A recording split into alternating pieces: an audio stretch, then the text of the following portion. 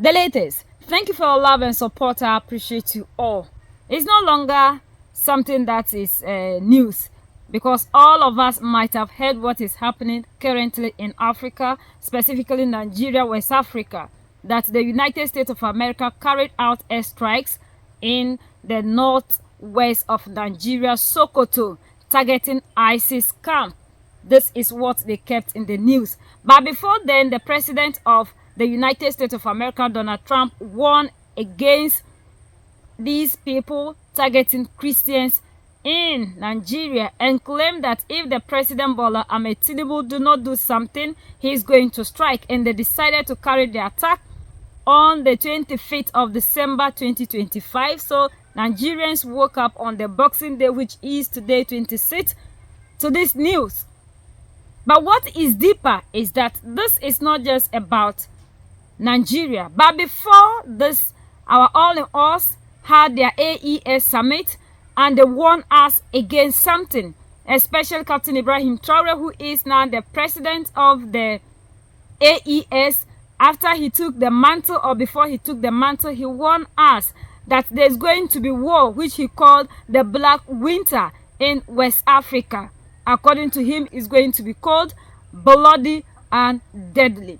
And he was practically warning us against war. The ship that brought these US military men who are carrying out these attacks is stationed at a point that is very dangerous, that can strike into several parts of Africa, Niger, Guinea Republic, and a lot more countries. So it is on a strategic point. With all this accusation from the United States of America, it's just one thing: to counter Russia and China. And who are closer to Russia and China? Which countries in Africa do we see Russia and China sending military men to go and support them? It is AES. And before then, our all-in-all General Abdurrahman Chiani also warned us that Nigeria is going to be used as a strategic point to target Mali, Niger, and Burkina Faso. And now we are seeing these attacks. And what Captain Ibrahim Traore told us earlier on is that we should be prepared for war. The war is coming. And this war is going to start in West Africa, because there are people who are bent on making sure that they keep them under control. There's something coming to West Africa that I have called the Black Winter. The Black Winter is coming. It will be a very cold winter, a bloody winter, a deadly winter. You are going to ask me why. Well, when we founded the AIS Confederation, we felt this cold coming. And every day that God gives us, we strive to find logs to light a fire that will warm the hearts of Africans, a fire that will warm the minds and blood of Africans so we can unite around it. We have also made every effort to charge at the wolf, trying to use their skins to make coats to protect ourselves from the winter cold. We have strived to build mountains, great mountains, to break the winter wind that was about to fall upon our communities. Unfortunately, it must be said that some black people are there every day, watering our logs with fresh water so it can't burn. He turns into a wolf in the end so that we, the wolf hunters, cannot catch the wolf by surprise. When we want to build our mountains, he breaks the stone so we can't succeed. Yet winter is coming. And when winter comes, should we allow those who fought against us to come seek shelter with the coats we've made, with the mountains we've built to protect ourselves from the wind, or even to warm themselves with us around the fire? That is the question we must ask ourselves.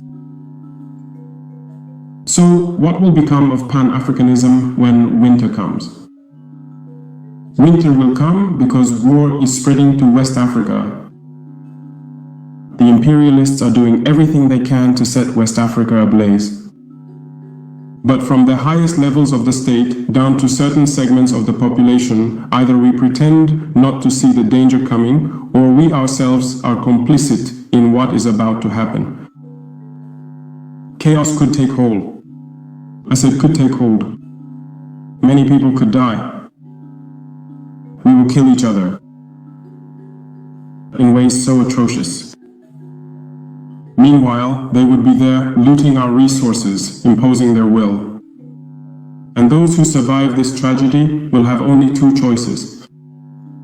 Either unite forever against imperialism or resign themselves to being slaves until they disappear. We must therefore prepare for winter, the dark winter that is coming. We cannot understand why there is darkness in West Africa, here. Pray to God that terrorists kill black populations. We cannot understand how cowardly heads of state hide behind the media, so-called media, to discourage, insult, and stir up hatred among the people. What are the reactions? Yes, a lot of Nigerians are saying, yeah, we're in support of this. We must read Islamists and terrorists and all of that, Islamic terrorist groups and all of that. But Sheikh Gumi has also put out a statement this morning saying that it is time for Nigeria to halt the cooperation with the Americans. And I'm asking, for what? Is this what we want? But he put a caveat at the start of his statement by saying, yes, terrorists should be killed, but it should not be done by terrorists. So I'm looking at it should not be done by unholy hands. So I'm wondering, because I had to go, I first saw it being reported on Daily Post, then I had to go to his page on Facebook to be able to see the full statement. Then I'm looking, I'm wondering, I'm like, this is not what we want, the end to the killings and bandits.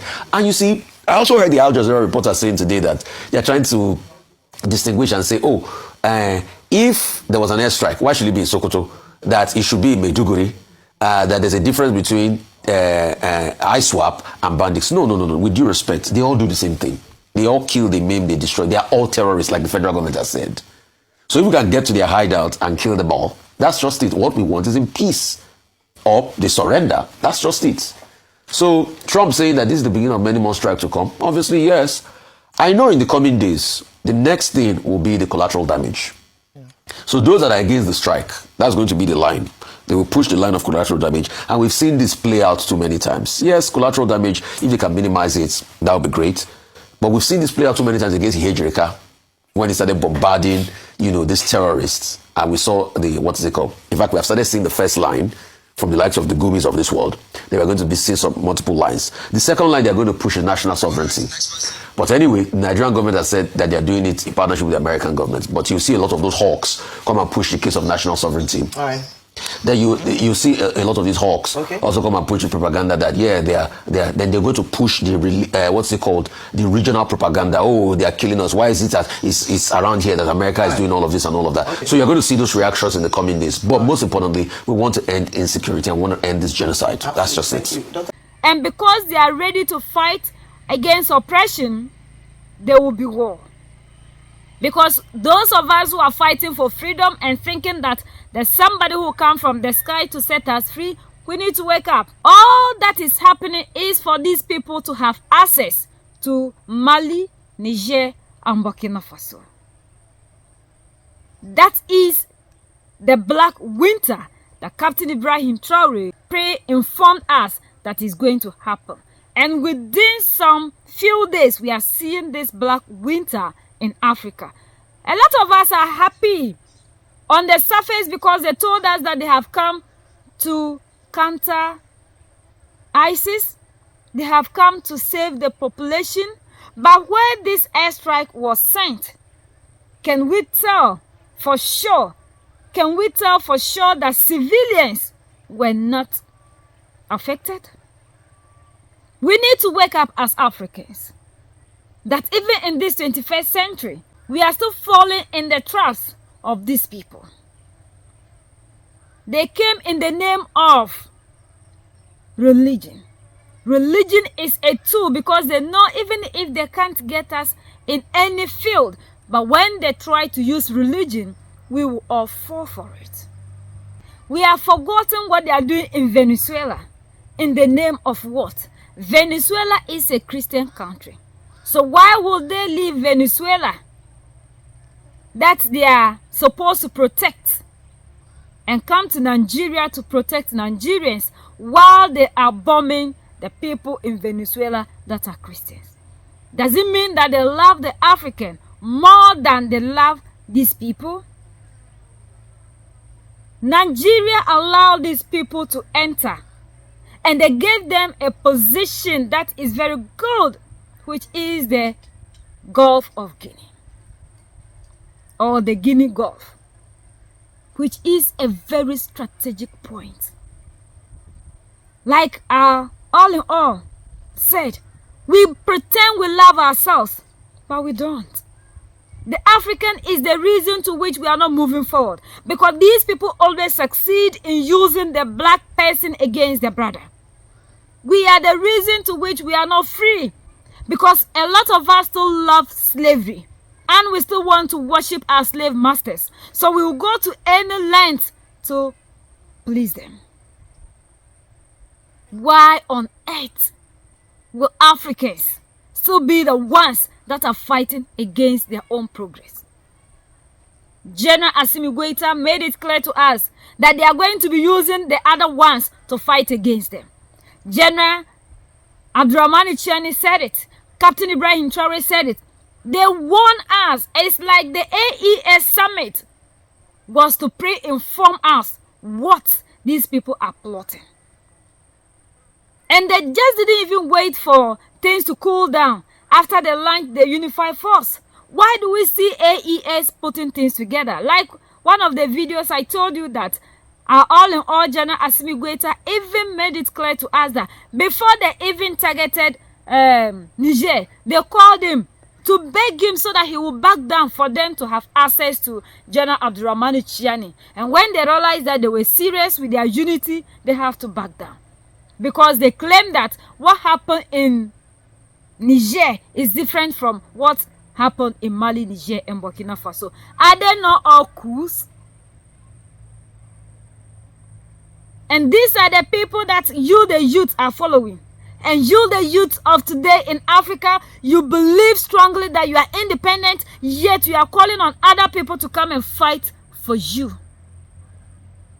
It means you, the African, you are still not independent. And Nigeria has sold its sovereignty to the whole world. And whatever that will be happening, those of you who are happy that they've come to set you free, we are helping people to carry their interests in Africa, just to continue to put you under slavery, under control, yet you don't know. You love AES, yet when they speak, you don't understand them. You take parts that suit you and leave the rest. You are not ready for freedom. We have a long way to go. We are the only ones that can set ourselves free. United we stand, divided we fall. And united we keep standing forever and ever. The greatest enemy of the African is mental slavery. So let's decolonize ourselves from mental slavery. Let's keep sharing to educate our brothers and sisters. Together we make Africa great for ourselves and the next generations that are going to come. So that's the latest around the world, in Africa, West Africa, and in Nigeria.